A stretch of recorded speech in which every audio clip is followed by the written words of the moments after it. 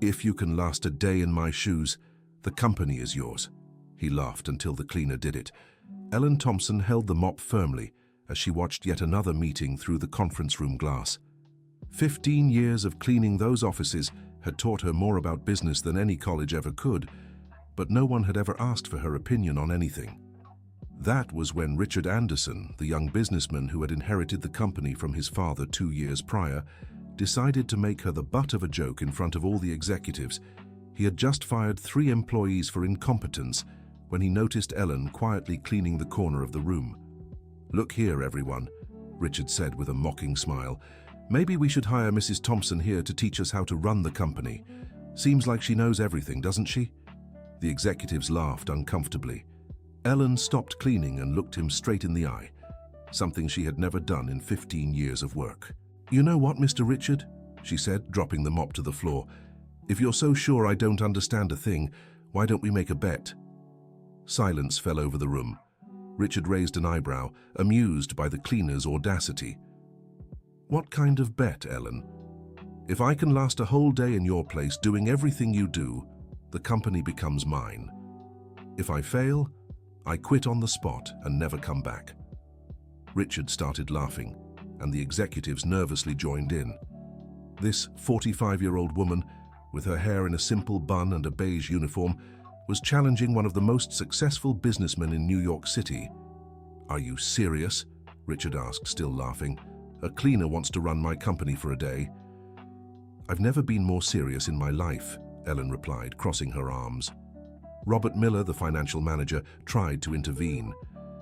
"Ellen, this is crazy. You have no idea how complex—" "Let her try, Robert," Richard interrupted. "It'll be fun to watch the circus burn. All right, Ellen, I accept your bet. Tomorrow at 7 in the morning you take my place. Let's see how long you last before begging to go back to mopping." Ellen nodded firmly. "One condition. I want Jennifer, your secretary, to film everything, from the moment I arrive until the moment I leave. So there's no argument later." "Done," Richard said, extending his hand. "Get ready for the biggest humiliation of your life." Ellen shook his hand firmly. "We'll see who gets humiliated, Mr. Richard." Dear listener, if you're enjoying the story, don't forget to like and especially subscribe to the channel. It helps us a lot as we're just starting out. Now continuing. That night, Ellen barely slept. She returned to the small apartment she shared with her 18-year-old daughter Emily in Queens. The young woman was studying for her college entrance exams when her mother came home with an unusual expression. "Mom, did something happen?" Emily asked, noticing her mother's agitation. "Sweetheart, your mother just did either the dumbest or the smartest thing of her life," Ellen said, sinking heavily into a chair in their tiny kitchen. Ellen told her daughter everything, from the humiliation in the conference room to the bet she had made. Emily looked at her with a mix of admiration and worry. "Mom, are you sure about this? That man will try to destroy you in every way possible." "I know, honey, but I'm tired of being invisible. 15 years of cleaning, listening, watching. I know that company better than any of them." Ellen spent the entire night mentally organizing everything she knew about Anderson and Associates. She knew Richard always arrived at 9 in the morning, that he had client meetings at 10 and 2 in the afternoon, that the financial manager Robert always brought bad news about revenue, and that the company had been losing important contracts in recent months. But Ellen knew other things too. She knew the employees on the first floor were demotivated because their salaries were 2 months late. She knew the sales team was losing clients because Richard insisted on prices that were too high. She knew there was waste in every department, from office supplies to electricity. At 5 in the morning, Ellen was up, dressed in her best outfit, a simple white blouse and a navy blue skirt she had bought for her daughter's high school graduation. It wasn't executive attire, but it was dignified. She arrived at the company at 6:30 in the morning, 2.5 hours before Richard's usual time. The doorman, Mr. Johnson, was surprised to see her so early and without her cleaning uniform. "Mrs. Ellen, what are you doing here so early and without your uniform?" "Today is a special day, Mr. Johnson. I'll need your help." Ellen explained the situation to the doorman, whom she had known for years. Mr. Johnson was stunned. "You're out of your mind, Mrs. Ellen. That boy is going to eat you alive. Maybe, Mr. Johnson, but today he'll find out that a cleaner can think too. Ellen went up to the executive floor and headed straight for Richard's office. Jennifer, the secretary, arrived at 7 sharp and nearly fainted when she saw Ellen sitting in the boss's chair. "Ellen, what are you doing there?" "Good morning, Jennifer. Today I'm taking over the company. Remember our bet yesterday? I want you to film everything, as agreed." Jennifer was a 30-year-old woman who had always treated Ellen with respect. Unlike the executives, she knew how to recognize people's worth regardless of their position. "Ellen, I don't know if this is a good idea." "Jennifer, I'll really need your help today. You know Richard's routine better than anyone. Will you help me or not?" Jennifer hesitated for a moment, then nodded. "All right, but if anything goes wrong, I knew nothing about it." "Deal. Now tell me, what's on his schedule today?" Jennifer checked the agenda. At 9, he has a meeting with the sales team about the lost contracts. At 10, a meeting with the client Wilson & Sons, who's threatening to cancel their contract. At 1, lunch with potential investors. At 3, a meeting with the accountant about finances. And at 5, a meeting with the board of shareholders. Ellen took a deep breath. It was a heavy day, but she was ready. "Perfect. First thing, I want you to call all employees for a meeting at 8:30. Not a board meeting, a company-wide meeting. Everyone from cleaning staff to managers." "Ellen, that's never been done here." "Exactly why it's happening today. And one more thing. Call the restaurant where Richard usually has lunch and cancel the reservation. Today we're eating in the company cafeteria with the employees." While Jennifer made the calls, Ellen began reviewing the papers on Richard's desk. As a cleaner, she had seen those documents hundreds of times while tidying up, but she had never had the chance to study them closely. The numbers were worse than she had imagined. The company had been losing money for 6 straight months. Revenue had dropped 40% in the last year. Several major clients had cancelled contracts, and new ones weren't coming in. At 8:30, Ellen went down to the auditorium where all the employees had gathered. There were about 60 people from executives to cleaning staff. Many looked at her with curiosity, others with suspicion. "Good morning, everyone," Ellen began, her voice steady. "Many of you must be wondering what I'm doing here. Yesterday, I made a bet with Mr. Richard. If I can run this company for a whole day, it becomes mine." A murmur spread through the auditorium. Michael, the sales manager, raised his hand. "Ellen, with all due respect, you're not qualified to run a company. Michael, I've worked here for 15 years. I know every corner of this company, every problem, every waste. I know who comes in late, who does unnecessary overtime, who actually cares about their work. 15 years of watching, listening, learning. Maybe that's worth more than a diploma hanging on the wall." Mrs. Wilson, a 60-year-old cleaning staff member, timidly raised her hand. "Ellen, dear, what do you want from us?" "I want honesty, Mrs. Wilson. I want you to tell me the truth about what's happening in this company. Without fear, without worrying about losing your jobs. Today I'm in charge here, and I promise no one will be punished for speaking the truth." A hesitant employee from the finance department, Paul, raised his hand. "Ellen, can I ask you something? Do you really believe you can save this company? Because the situation is really bad." "Paul, I don't know if I can save the company, but I know the way things are going, it'll go under in less than a year, and when that happens, we'll all be out of jobs. So what do we have to lose by trying something different?" Just then, Richard stormed into the auditorium. He was furious to see all the employees gathered without his permission. "What the hell is going on here?" he shouted. "Who authorized this meeting?" Ellen turned to him calmly. "I did, Richard. Today I'm running this company, remember? Or are you backing out of the bet already?" "I'm not backing out of anything, but you can't just stop production to do this. This is called listening to your employees. When was the last time you held an all-staff meeting? When was the last time you asked these people what they think about the company?" Richard turned red with anger, but had no response. Truthfully, he'd never held a company-wide meeting. He only ever dealt with the managers. "All right," Ellen said, turning back to the employees. "I want to hear from each department about the biggest problems, and I want suggestions too. Let's start with production. Frank, a 50-year-old line worker, stood up nervously. Ms. Ellen, the problem down there is we're always short on materials.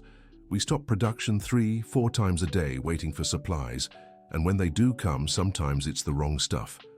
Why does that happen, Frank? Because the people who order don't talk to the people who use the materials. They order what's on paper, but the paperwork isn't always right.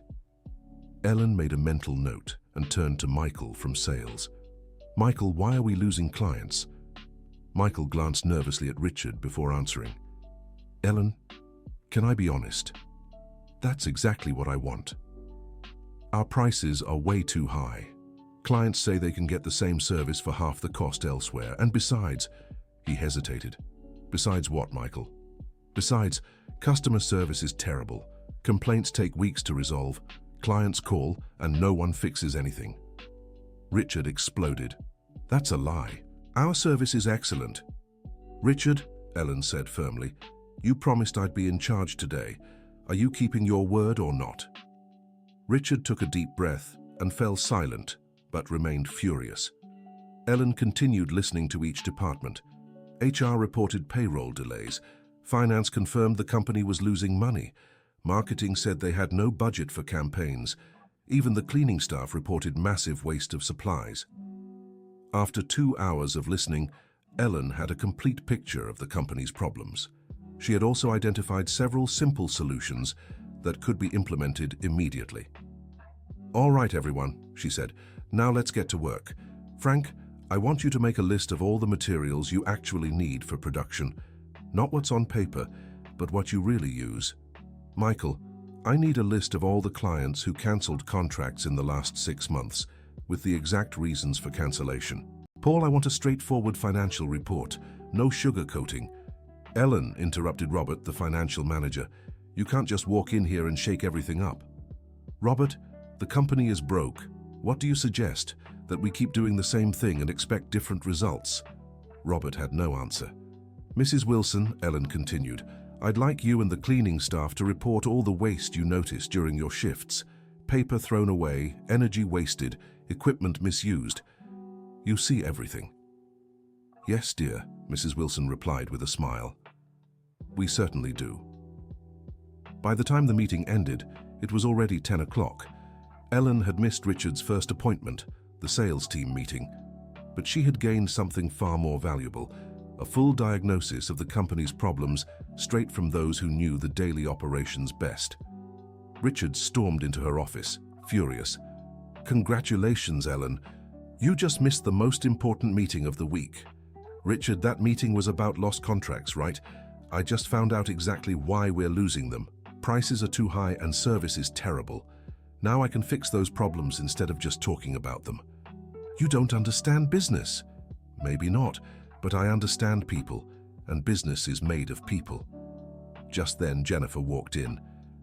Ellen, Wilson & Sons is here for the 10 o'clock meeting. They're threatening to cancel their contract. Ellen took a deep breath. This would be her first real test. Send them in. Dear listener, if you're enjoying the story, don't forget to like and especially subscribe to the channel. It really helps those of us just starting out. Now back to the story. Anthony Wilson and his son Peter entered the room, visibly angry. They owned a supermarket chain and had been clients for 5 years. Where's Richard? Anthony asked, not bothering to greet Ellen. Mr. Anderson is, unavailable today, Ellen replied. I'm Ellen Thompson and I'm handling the company today. A cleaning lady? Peter sneered. Is this a joke? No joke, Ellen said calmly. It's an opportunity, a chance for you to speak with someone who truly knows this company's problems. Anthony was about to leave when Ellen continued. I know you're unhappy with our service. I know your complaints haven't been addressed, and I know you found another company offering the same service for less than half our price. The two men stopped and stared at her in surprise. How do you know that? Anthony asked. Because I've worked here for 15 years, and in those 15 years, I've seen exactly how you were treated. I saw your complaints ignored. I watched prices rise without justification. I saw the quality of service decline. Ellen stood and walked to the filing cabinet. I can show you exactly what happened with every complaint you've made in the last 2 years. She opened a folder and began reading. March last year. You complained deliveries were always late. The response was, "We'll do our best." June. You complained about product quality. The response was, "We'll look into the supplier." September. They questioned the price increase. The response was that it was company policy. Peter looked at his father, impressed. "You have all that memorized?" "Not just memorized. I've been cleaning this room for 15 years. I've seen every meeting, heard every conversation, read every document, and I know exactly where the problem lies." "So what's the problem?" asked Anthony, sitting down with interest. "The problem is that this company stopped listening to its customers, stopped caring about quality, stopped being competitive, and now it's paying the price." Ellen returned to her chair. "But today, that changes. Today I want to make a proposal to you." "What proposal?" asked Peter. "First, I'll reduce the price of our services by 30% immediately. Second, I'll ensure all complaints are resolved within 48 hours. Third, I'll create a direct communication channel with me, so you'll never feel ignored again." Anthony shook his head. "Ellen, this sounds too good to be true. How will you manage to cut prices by 30%? "By eliminating waste. This company spends money on unnecessary things, has inefficient processes, and pays employees for work that adds no value. In just 2 hours of talking to the staff, I identified at least 50 ways to save." Peter leaned forward. "Can you give examples?" "Of course. The company spends $10,000 a month on office supplies that go to waste, $15,000 on electricity because no one turns off the lights, $20,000 on underutilized equipment. That alone is $45,000 in monthly savings. And the employees, are you going to lay people off? On the contrary, I'll make better use of the team we already have. There are qualified people working below their potential, others doing double work because processes are poorly organized." Anthony looked at his son and then at Ellen. "Ellen, I like your honesty, but you're a cleaner. How can I be sure you'll deliver on these promises?" "Mr. Anthony, how long have you known Richard?" 5 years. "And in those 5 years, how many promises has he kept?" Anthony fell silent. "I've worked here for 15 years, Ellen continued. "I've never made promises to anyone because I never had the chance. But I've also never broken one. When I say I'll do something, I do it." Peter sighed. "Dad, what do we have to lose? The other company we found doesn't offer the guarantees she's proposing." "Very well, Ellen," said Anthony. "We'll give it a chance, but on one condition. If it doesn't work within a month, we cancel the contract for good." "Fair enough," said Ellen, standing to shake their hands, "but I guarantee it will work." After the clients left, Richard stormed into the room like a hurricane. "Are you out of your mind? Cutting prices by 30%, you'll bankrupt the company." "Richard, they were going to cancel the contract anyway. Now at least we have a chance to keep them." "A chance? You have no idea what you're doing." "Maybe not, but I know the way you were running things. The company was bound to fail." At that moment, Jennifer walked in again. "Ellen, Mr. Mark Fletcher called. He owns the retail chain that cancelled their contract last month. He heard about today's meeting and wants to talk to you." Ellen was surprised. "How did he hear about the meeting?" "Peter Wilson called him and recommended he speak with you." Richard was red with anger. "This is the last straw. Now you're getting calls from my former clients?" "Richard, if they're former clients, it's because you lost them. Now we might have a chance to win them back. Jennifer, schedule a meeting with Mr. Fletcher for tomorrow." "Ellen," said Jennifer, "he wants to talk today. He says he can come here in an hour." "Perfect. Tell him to come."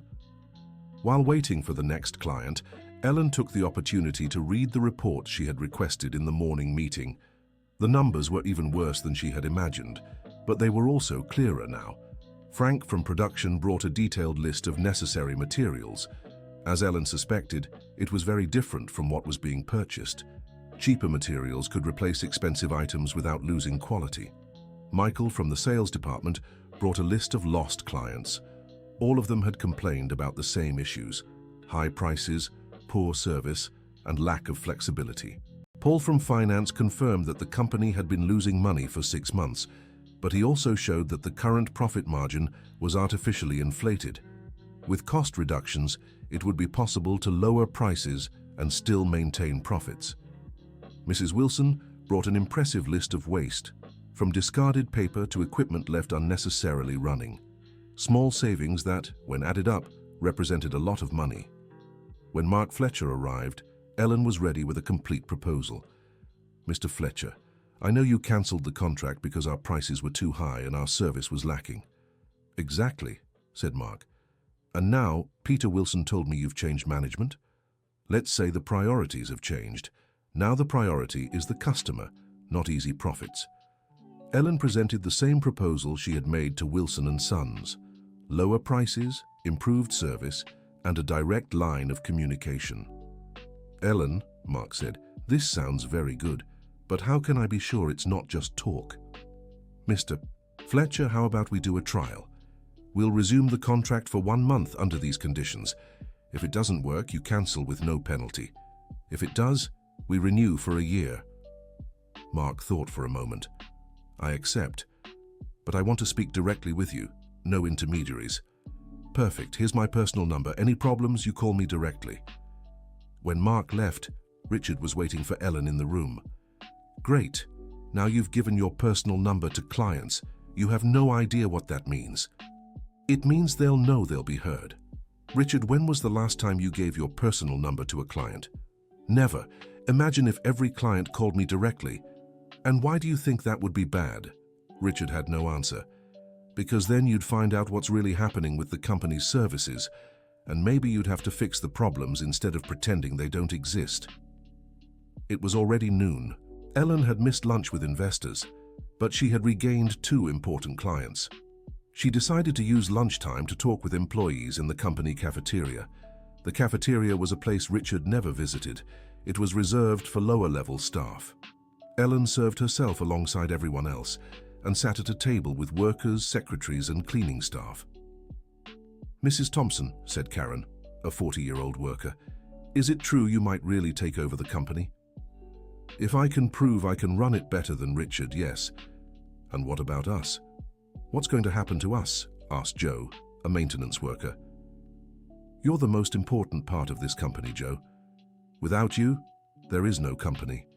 My goal is to make sure you're valued and treated well." "But what about the overdue pay?" Karen asked. Ellen stopped eating. "What overdue pay?" "Ours, Mrs. Thompson. We're 2 months behind on wages." Ellen was shocked. Richard hadn't mentioned anything about overdue salaries. "Karen, all of you are behind on pay." "Everyone from the first floor is here," said Joe. "Only those who work upstairs get paid on time." Ellen felt a mix of anger and indignation. How could Richard be paying executives on time while keeping the workers without their wages? "This is going to change," she said firmly. "Today." After lunch, Ellen returned to Richard's office, determined to resolve the wage issue. She found Robert, the financial manager, waiting for her. "Robert, I need to understand something. Why are the first-floor employees' wages delayed?" Robert nervously glanced at Richard, who had just arrived. It's a cash flow issue," Robert stammered. "Robert, tell me the truth. How much money does the company have in its account?" "Ellen, that information is confidential." "Robert, I'm running this company today. I want to know how much is in the account now." Robert sighed. "There's $250,000 available. And how much would it take to pay all the overdue wages?" "About $80,000. Ellen stared at Richard, incredulous. "You have the money to pay the wages and you're not paying?" "Ellen, you don't understand," Richard said. "That money is reserved for investments." "What investments? The company is losing money, losing clients, and you're keeping employees unpaid to save money for investments? It's a matter of strategic priorities. Richard, the only strategic priority of a company is keeping its employees motivated and well treated. Robert, I want you to prepare the payroll now. All overdue wages will be paid today." "Ellen, you can't do this," Richard shouted. "I can and I will, or are you backing out of the bet?" Richard clenched his fists but said nothing more. An hour later, Robert had prepared all the documentation for the overdue payments. Ellen authorized everything and asked Jennifer to inform all the employees. The news spread through the company like wildfire. Within minutes, dozens of employees appeared on the executive floor to thank her personally. "Mrs. Thompson," said Karen, tears in her eyes, "you have no idea what this means to us. I was behind on rent thinking I'd be evicted." "Karen, you work here. You have the right to be paid for your work. This will never happen again." Dear listener, if you're enjoying the story, please take a moment to like the video and subscribe to the channel. It helps us a lot as we're just starting out. Now back to the story. At 3 in the afternoon, Ellen had to face the company's accountant, Lewis Henderson, for the financial meeting. He arrived with a folder full of papers and a serious expression. "Ellen, I need to explain the real financial situation of this company," Louis said. "Go ahead, Louis." "The company has been losing money for 6 months. If this continues, within a year we won't have the funds to operate." "I see. And what are the main causes of the losses?" Louis opened his documents. "Very high operational costs, uncompetitive pricing, loss of clients." "Louis, can I take a closer look at these numbers?"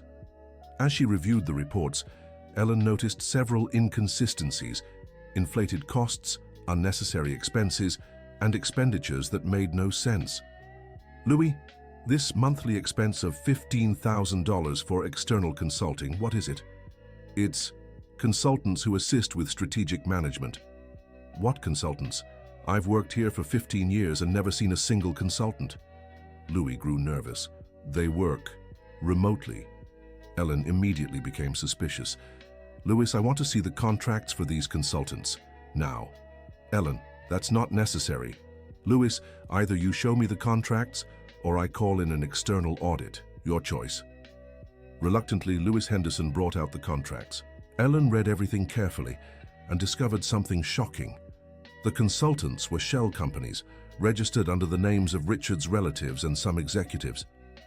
"Richard," Ellen called, "I need to speak with you, now." When Richard entered the room, Ellen slammed the contracts onto the table. "Explain this." Richard looked at the papers and paled. "Ellen, you don't understand." "I understand perfectly. You're siphoning money from the company through fake contracts. While employees go without pay, you're lining your pockets with money that isn't yours. That's just how business works. That's theft, Richard, and it stops right now." Ellen turned to Louis. "Louis, I want all these contracts cancelled immediately, and I need a report on how much money was paid to these shell companies over the last 2 years." "Ellen, you can't do this." "I can, and I will. And if you don't cooperate, I'll take this to the authorities myself." Louis rushed out of the room in a panic. Ellen turned back to Richard. "Richard, you inherited this company from your father. Do you really think he'd approve of what you're doing?" Richard fell silent for a long moment. My father built this company with honesty and hard work. And you're tearing it down with greed and dishonesty. Ellen, you don't understand the pressure I'm under. The expectations..." "Richard, everyone feels pressure. The difference is how you handle it. You can let it push you to grow or to corrupt yourself. You chose corruption." Just then, Jennifer hurried into the room. "Ellen, there's a situation downstairs. The employees found out about the fake contracts, and they're furious." Ellen went down to see what was happening. On the first floor, dozens of workers had gathered, arguing heatedly. "Ms. Thompson," Frank shouted, "is it true Richard was stealing from the company?" "Frank, he wasn't stealing. He was misusing funds improperly. While we went without pay, he was stuffing his pockets," Karen yelled. "Everyone, I understand your anger," Ellen said, "but violence won't solve anything. What solves things is change, and change has already begun." "What change, Ms. Thompson?" Joe asked. "First change, all fake contracts have been cancelled. Second change, the money that was misused will go toward improving your working conditions. Third change, you'll have a real say in this company's decisions." "A say? How?" Karen asked. "Karen, you know the day-to-day problems better than anyone. I'm creating an employee council. Representatives from each department will help make major decisions." The workers were stunned. Nothing like this had ever happened in the company's 15-year history. "Miss Thompson," said a worker named Kevin, "are you serious?" "Kevin, I never joke. especially about work. By 5 that afternoon, it was time for the board meeting. Ellen knew this would be her toughest challenge yet. The board consisted of 5 successful businessmen who had invested in the company and expected returns. The chairman was Malcolm Carter, a 60-year-old executive who had known Richard's father. He entered with the other 4 board members, all middle-aged men in expensive suits. "Where's Richard?"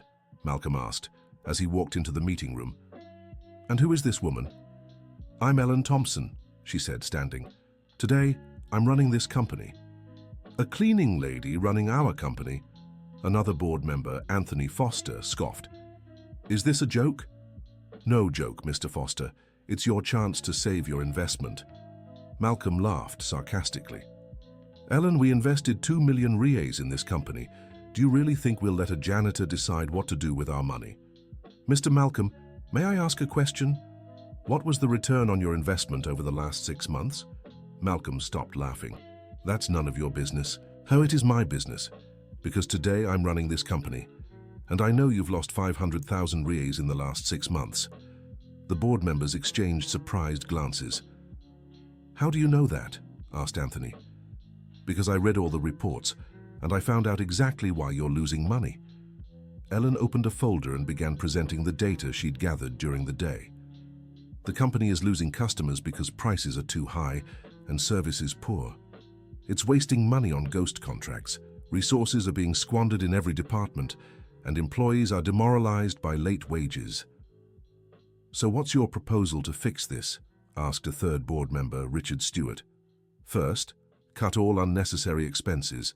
That'll save 100,000 reais a month. Second, improve service quality and lower prices to win back customers. Third, motivate employees with on-time pay and profit sharing." "Ellen," Malcolm said, "even if you do all that, how can you guarantee it'll work?" "Mr. Malcolm, can I guarantee it? No.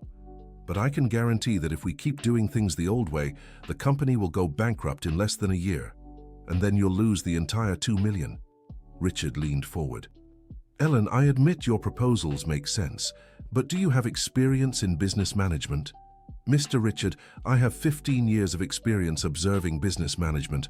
I've seen what works and what doesn't. I've watched the same mistakes repeated dozens of times. I've seen opportunities lost to pride or ignorance." "But that's not the same as running a company," Anthony said. "No, it's not. But running a company isn't just about theories and formulas. It's about understanding people. It's about knowing processes. It's about listening. And that's something I know how to do." Malcolm sighed. "Ellen, even if we accept your ideas, you're a cleaning employee. How will clients and suppliers react?" "Mr. Malcolm, today I recovered 2 major clients who had cancelled contracts. They didn't care about my previous job. They cared about my ability to solve problems." The board members whispered among themselves for a few minutes. Then Malcolm spoke again. "Ellen, here's our proposal. If you can increase the company's revenue by 20% in the next 3 months, we'll officially support your leadership. And if I don't? Then you go back to cleaning and we find another manager." Ellen extended her hand. "I accept." By the time the meeting ended, it was already 7 in the evening. Ellen had spent a full day in charge of the company. Richard was waiting in the room, visibly defeated. "Well, Ellen, you did it. A full day. The company is yours." Ellen sat in the chair and looked at him. "Richard, I don't want the company. I want it to work properly." "What do you mean you don't want it?" "I want you to stay on as president, but I want real changes. I want employees to be respected. I want customers to be treated well. I want the company to be honest." Richard looked confused. "But you won the bet." "I did. But I learned something today. Winning means nothing if you win alone. A company only works when everyone wins together." Ellen stood up. "Richard, I'll make a counteroffer. You stay as president, and I'll become vice president. We work together to save this company. You have the technical knowledge I lack. I have the practical knowledge you lack." "Why would you do that?" asked Richard, genuinely surprised. "Because I have an 18-year-old daughter who's starting college. Because I have co-workers who depend on this company to support their families. Because I believe people can change when given the opportunity." Richard fell silent for a long moment. "Ellen, I apologize for what I did this morning. For the disrespect, Richard, apologies don't pay overdue salaries. Apologies don't win back lost clients. What matters now is what we do from today onward. You're right, I accept your proposal. Let's work together. 3 months later, Anderson and Associates had completely transformed. Revenue had increased by 30%, far beyond the 20% demanded by the board of shareholders. New clients arrived every week, drawn by the reputation for excellent service. Ellen maintained a routine of speaking daily with employees at every level. She created a suggestion system where any employee could propose improvements. She implemented profit sharing for everyone, from laborers to executives. Richard, in turn, used his contacts and technical expertise to expand the business. But now he always consulted Ellen and listened to the employees. He learned to value people as much as numbers. The company became a benchmark for participatory management in the region. Other businesses sent representatives to understand how they had achieved such a transformation. Ellen never returned to cleaning, but she never forgot where she came from either. She stayed in close contact with janitorial staff, laborers, and employees at every level. She knew the company's success depended on every single one of them. Emily, her daughter, enrolled in business school, inspired by her mother's journey. She wanted to learn theories to complement the practical wisdom she saw at home. "Mom," Emily said one evening, "you've changed so many lives." "No, honey. We changed our lives. Alone, I wouldn't have accomplished anything. It took everyone together, employees, clients, even Richard." 6 months after the bet, Ellen was invited to speak at a conference on business management. In the auditorium packed with executives and entrepreneurs, she stepped onto the stage wearing a simple suit, but with the confident posture of someone who knew exactly what she was doing. "My name is Ellen Thompson," she began. 6 months ago, I was a cleaner. Today, I'm the vice president of a company earning $3 million a year. I didn't change professions because of a degree or special training. I changed because someone gave me an opportunity, and I knew how to take it." The audience listened intently. Many of you must be thinking, "This is a nice story, but it's not applicable in the real world." I disagree. It's applicable if you stop seeing employees as numbers and start seeing them as people. It's applicable if you stop thinking only about profit and start thinking about sustainability.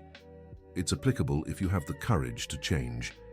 At the end of the talk, an entrepreneur raised his hand. "Ellen, what's the biggest lesson you've learned from this experience?" Ellen thought for a moment.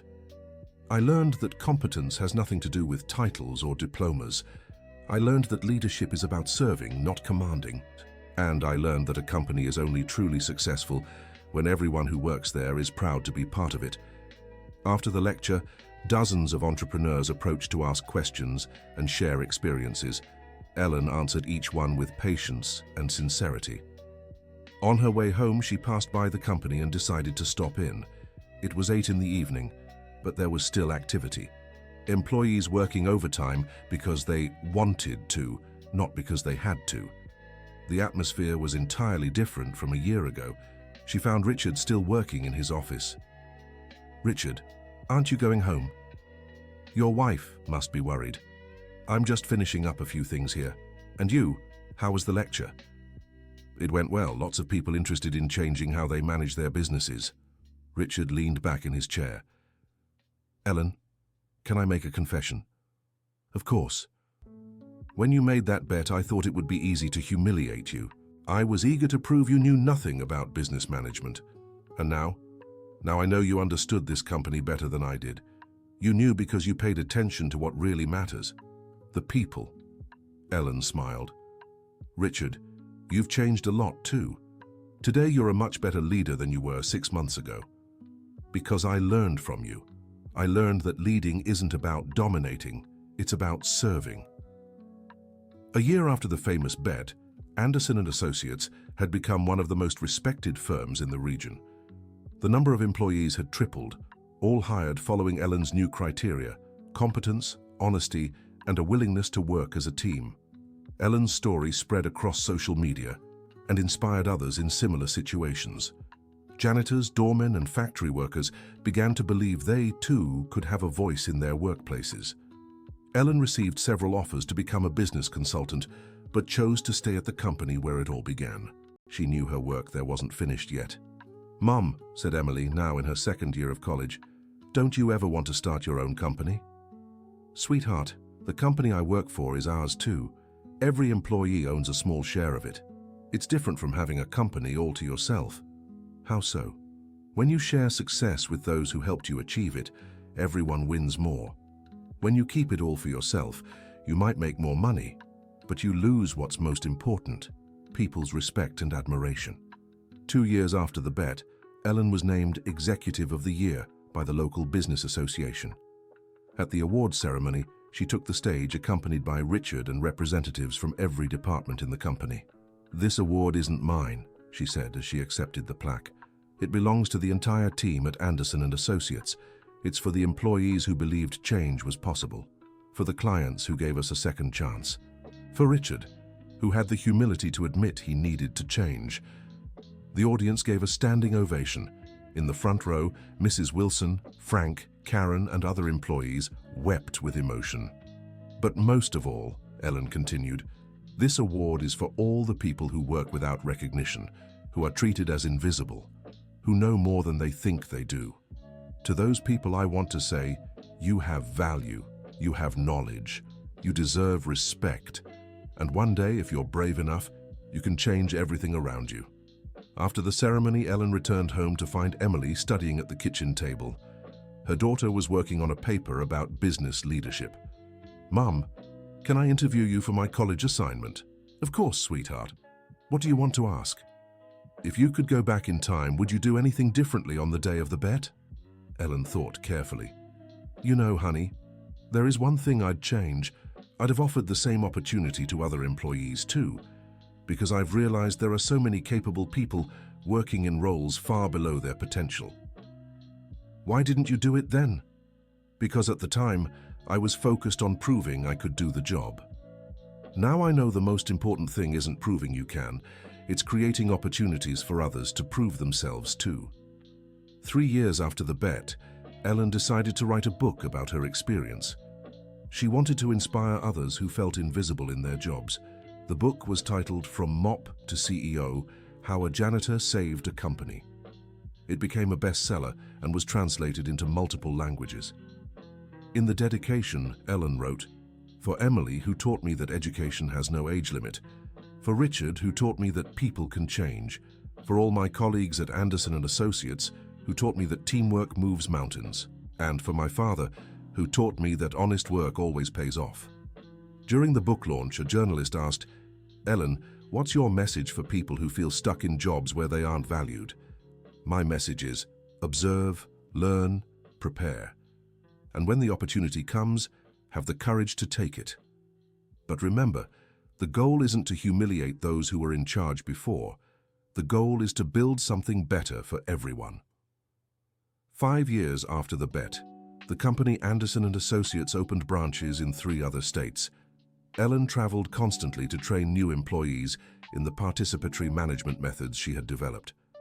Richard became chairman of the board and devoted much of his time to speaking about humanized leadership.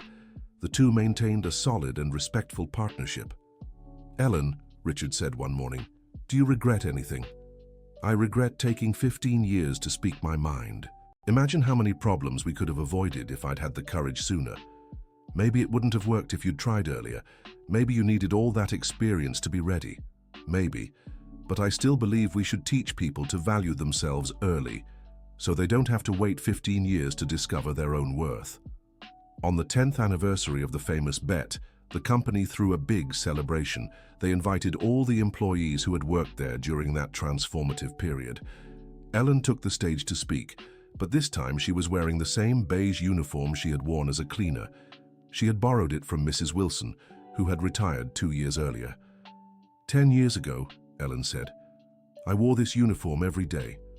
I mopped floors, emptied trash, and was treated as if I were invisible.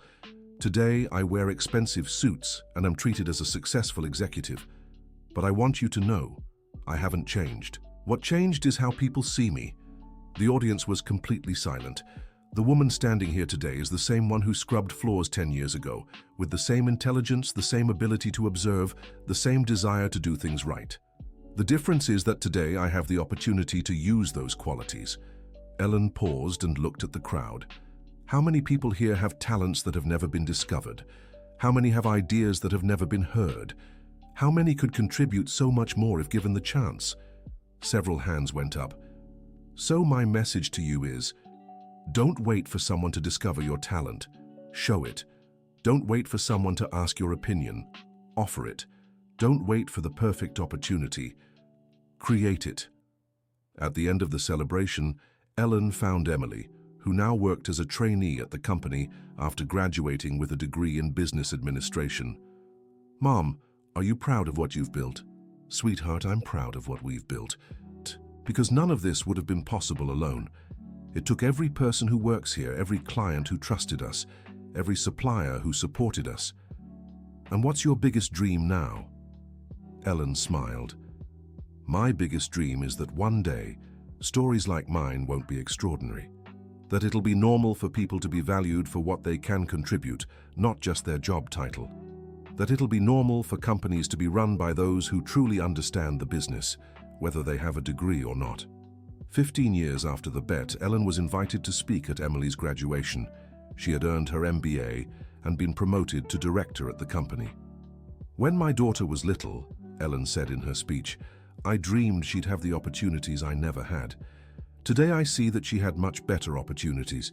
She grew up seeing that hard work and honesty always pay off. She grew up seeing that every person has value. She grew up knowing that change is possible when you have courage." After the ceremony, mother and daughter walked together across the university campus. "Mom, thank you for everything you taught me." "Daughter, thank you for everything you teach me. Because learning never stops, no matter your age." "What's the next challenge?" Ellen looked at the sky and smiled. "The next challenge is to keep proving every day that ordinary people can do extraordinary things when they have opportunity and support." 20 years after the bet, Ellen was 65 and decided to retire as the company's president. At the farewell ceremony, Richard, now nearly 60, gave an emotional speech. "Ellen didn't just change this company," he said. "She changed the way I see the world. She taught me that leadership is about serving, not commanding. That success is about lifting others, not climbing alone." Ellen took the microphone one last time as the company's executive. 20 years ago, I made a bet with an arrogant young man who thought he knew everything about management. Today, I can say we both won that bet. He learned humility and humanity. I learned it's never too late to start over." The packed auditorium rose to their feet in applause.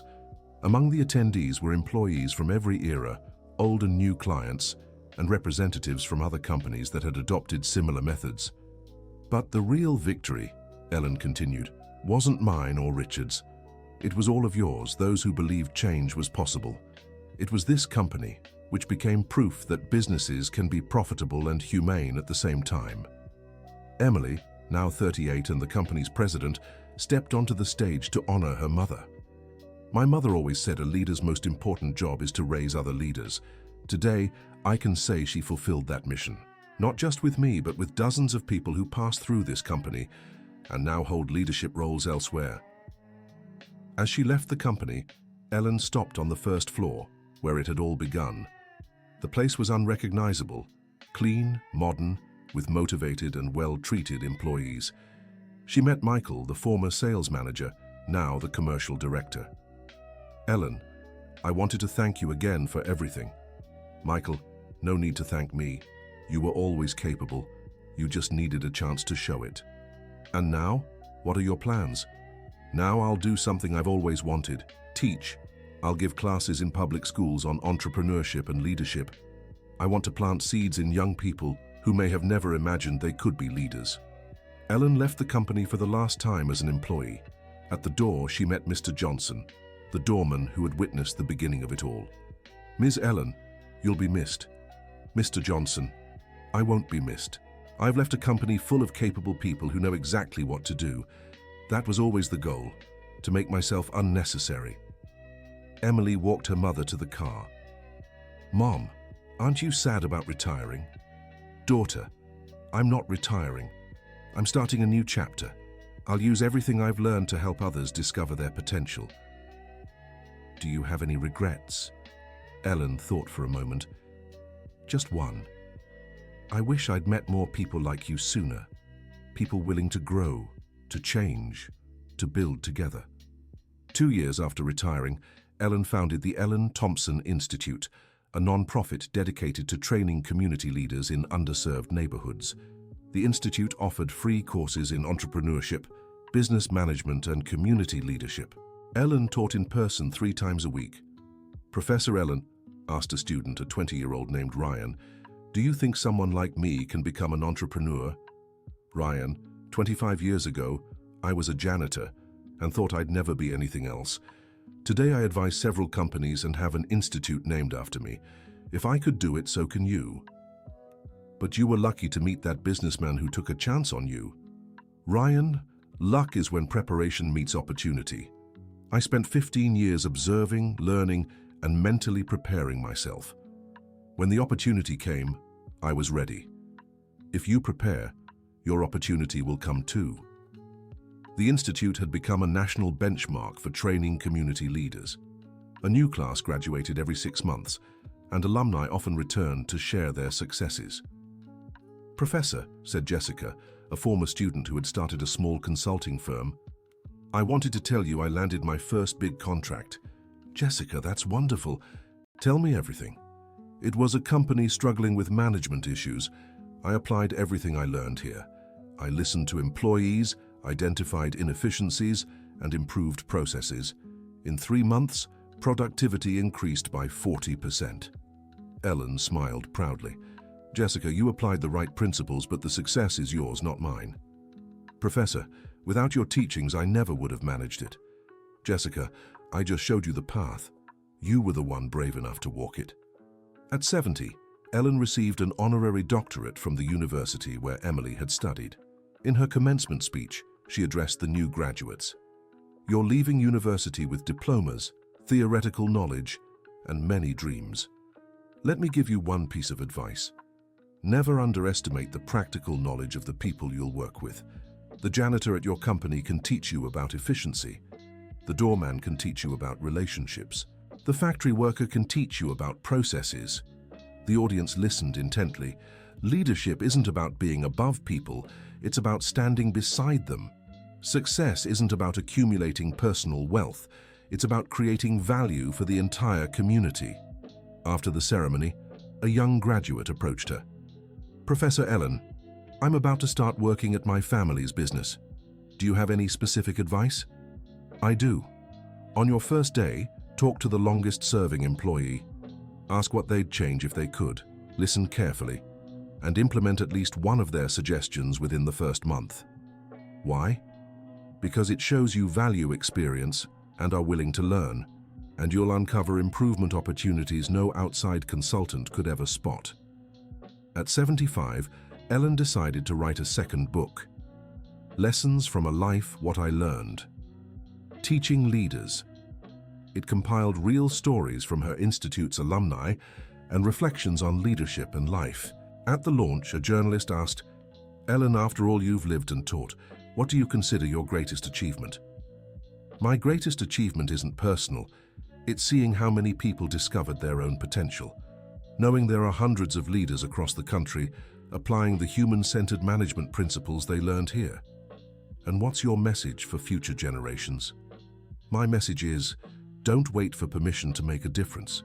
Don't wait for the perfect position or the perfect education. Start where you are, with what you have, doing what you can. Small actions can create big transformations." On her 80th birthday, Ellen gathered family and close friends for an intimate celebration. Emily, now a grandmother herself, gave an emotional toast. "Mom, you taught all of us that age doesn't define limits, that origins don't determine destiny, that learning never stops. Thank you for showing us the world can be changed, one person at a time." Ellen stood up to respond. "My daughter, friends, family, I've had a blessed life, not because I had wealth or fame, but because I had the opportunity to serve, to teach, to learn, and most of all because I had the chance to prove that ordinary people can do extraordinary things." She looked at everyone present. "If I could leave one final lesson, it would be this. Never underestimate the power of an honest conversation, a gesture of respect, or an opportunity given to those who deserve it. That's what changed my life. That's what can change anyone's life. Ellen Thompson passed away at 85, peacefully surrounded by her family. She left a legacy that went far beyond the financial numbers of her company or the awards she received. She left behind hundreds of leaders trained by her institute. She left a company that remained an example of human-centered management. She left a daughter and grandchildren who carried her values. She left a country a little fairer because she believed change was possible. At her funeral, over 1,000 people attended, from former corporate presidents to janitors and doormen. Every one of them had been touched in some way by Ellen's belief that every person has value. Richard, now in his 80s, gave the main speech. Ellen taught me that life isn't about how many steps you climb, but how many people you help climb with you. She climbed very high, but she never forgot where she came from, and she never stopped reaching out to those just starting their climb. The Ellen Thompson Institute continued operating under the direction of former students. The company Anderson & Associates, under the leadership of Emily, upheld the principles of participatory management. At the entrance of the institute, a plaque read, "A leader's most important job is to develop other leaders. Ellen Thompson." And in the company where it all began, a photo of Ellen in a janitor's uniform stood beside one of her as an executive with the caption, "The same person, different opportunities." Ellen Thompson's story continued to inspire people decades after her passing. It became a case study in universities, the subject of documentaries, and proof that social transformation is possible when you believe in human potential. Her greatest lesson remained alive. It doesn't matter where you are today. What matters is how far you can go if you have the courage to seize the opportunities life offers. End of story. Now, tell us what you thought of this story and where you're watching from. If you have something to share with us, leave a sincere comment below. Do you think Ellen made the right choice by sharing her success? We'd love to hear your thoughts. Thank you so much for joining us. Don't forget to like and, most importantly, subscribe to the channel so you don't miss other inspiring stories.